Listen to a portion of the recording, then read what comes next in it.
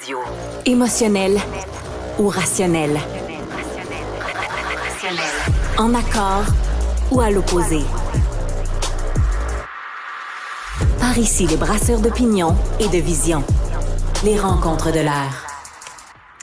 Steve Fortin, chroniqueur, salut. Pardon, salut. Mon Dieu, je savais pas que je te faisais cette émotion-là. Excuse-moi. Ou c'est le sondage politique qui est sorti cette fin de semaine qui doit se faire cette émotion-là. Est-ce qu'il t'est resté au travers de la gorge ou comment je dois comprendre ta réaction?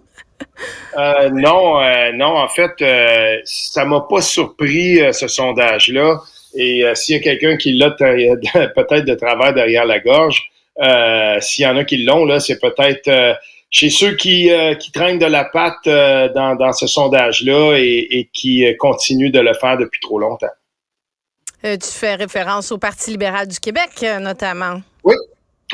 Ben c'est ça. C'est parce que là, tu sais, on s'en vient dans un moment où, selon toute vraisemblance, la partielle dans Jean Talon va être déclenchée cette semaine et ce sera un des moments forts de notre automne politique, sinon le moment le plus fort, quoiqu'il y a des gros projets de loi qui s'en viennent.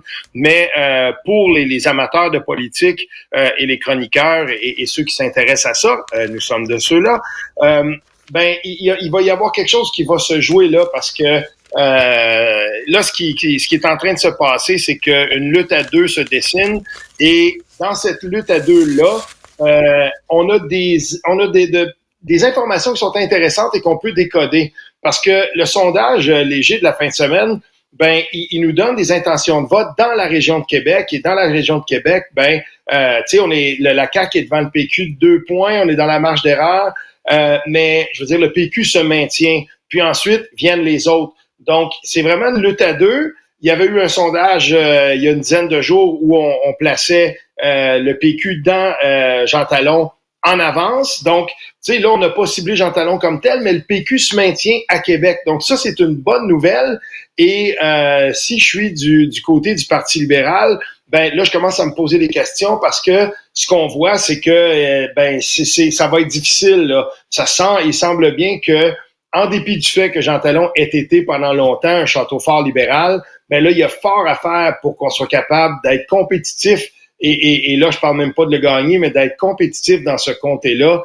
Et pour ce qui est à plus long terme pour le Parti libéral, le déclenchement d'une éventuelle course, le dévoilement des règles du jeu pour cette course-là, ben on réussira pas à tirer, même que Monsef Déragi, aujourd'hui, député de Néligan, lui a décidé tout simplement, ben moi, je n'y vais pas. Il était à 1%, parce que dans le léger, on a sondé ça aussi, chez les gens qui seraient des sympathisants libéraux.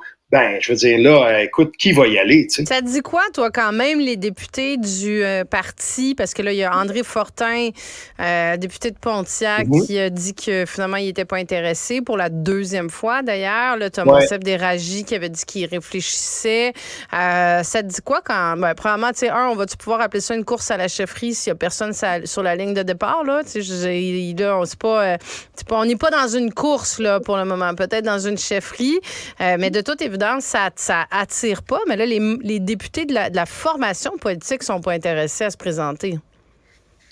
Écoute, tu sais, les épluchettes de blé d'Inde, puis on dit qu'il y a des gens qui font de la politique active ou qui ont été politiciens, ben on les rencontre là. Ben moi, ça m'est arrivé pendant le mois d'août.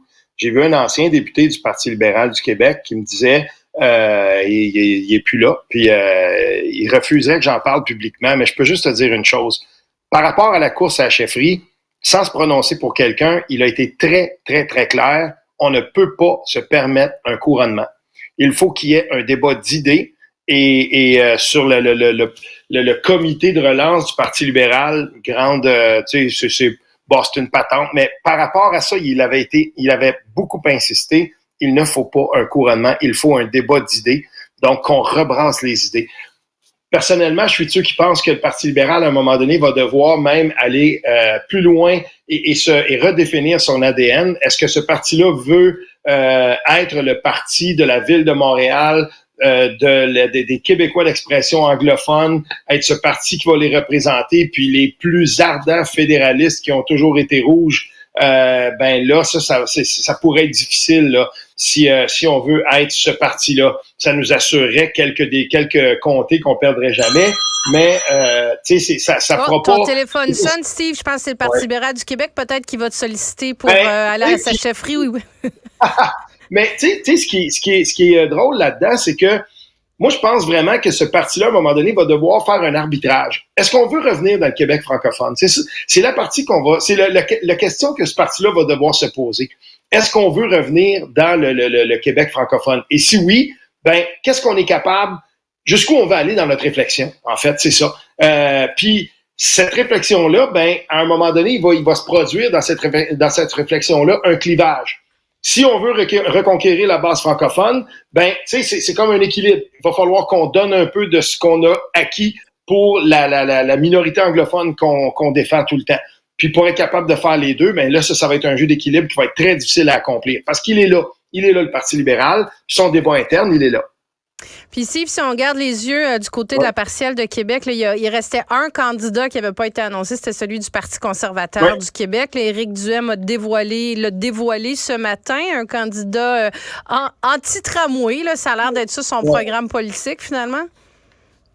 Jesse Robitaille, il a habité à Calgary, il a habité en Alberta, puis si je comprends bien, son fait d'arme, c'est de s'être fait frapper 2 fois par un tramway. C'est comme ça qu'il a été présenté. Je veux dire, c'est ça qu'on sait de lui. Là. Écoute, là, il y a des cicatrices puis tout ça.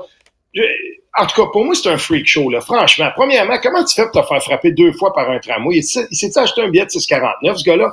Je veux dire, il y a quelque chose là-dedans. Là. Si c'est ça, la politique de Éric Duhem, il avait fini 5e, je veux dire, dans Jean Talon la dernière fois. Puis il y a rien qui va se passer avec ce parti-là à présenter des hurluberlus comme ça pour faire de la politique. Je le connais pas, Jesse Robitaille, mais ce qu'on nous présente là, c'est un positionnement pour lequel il n'y aura pas de traction. Oui, OK, notre candidat, il s'est fait frapper par un tramway. On est dans la cour de gens qui ont été expropriés d'une coupe de pied pour faire le tramway. Je vais te dire une chose, Marie. Puis quand on parle des expropriations, là, ça c'est très, très sérieux. Puis quand je l'ai lu, quand j'ai lu qu'il avait fait ça là-bas, je me suis dit, est-ce qu'on a vraiment considéré tout par rapport à ça? Ici, nous, dans le village où j'habite, ma terre, mais celle de d'autres voisins. Moi, j'ai été chanceux, on n'a pas été exproprié pour l'autoroute 50, mais ça arrêtait chez nous. Mais j'ai vu ce que c'était pour les gens, mes voisins, qui avaient été expropriés par contre. Puis là, on parle de entre 2007, 2008, 2009. C'est difficile, ça.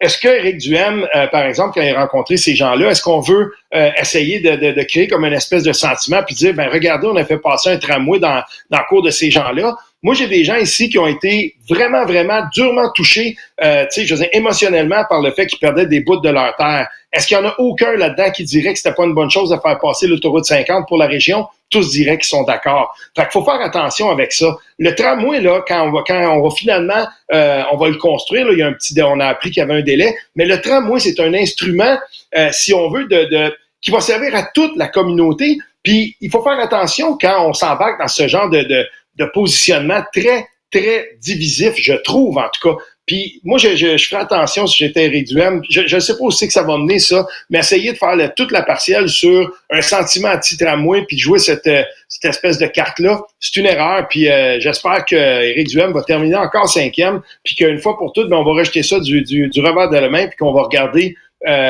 pourquoi on veut faire un tramway, puis comment ça peut devenir un instrument qui va servir la collectivité au complet.